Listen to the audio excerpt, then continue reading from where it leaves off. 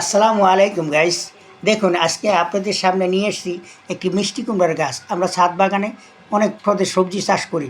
দেখেন মিষ্টি কুমড়ার সাইজগুলো দেখেন। মিষ্টি কুমড়া খুব সুস্বাদু। আপনিও ইচ্ছে করলে আপনার ছাদে লাগাতে পারেন।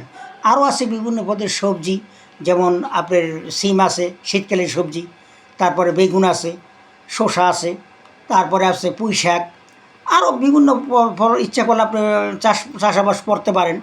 এবং আছে আমরা আরও লাগাইছি, দেখেন এদিকে ঘুরে এই যে লুইবা, তারপরে আছে আপনার লাউ, সিসিঙ্গা, মূলা। মূলারও চেষ্টা করলে ছাদে লাগাইতে পারেন, কারণ আমরা চেষ্টা করতেছি মূলা কীভাবে ছাদে চাষ করা যায়।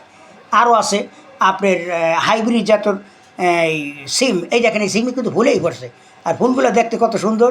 পরিবেশ দেন, ছাদের পরিবেশটাই বাইরে গেছে। আপনিও গাইস চেষ্টা করলে পারবেন।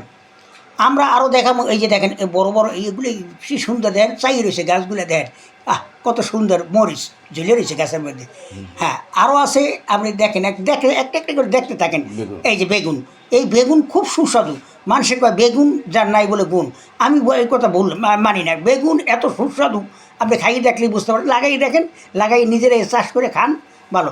মেহেন্দি পাতা বাজার দেখেন এই যে দেখেন মেহেন্দি পাতা কত সুন্দর মেহেন্দি পাতা হয়েছে। আমরা মেহেন্দি পাতা ছাদেই চাষ করি। একবারে যদি এই ভিডিওটা ভালো লাগে তাহলে অবশ্যই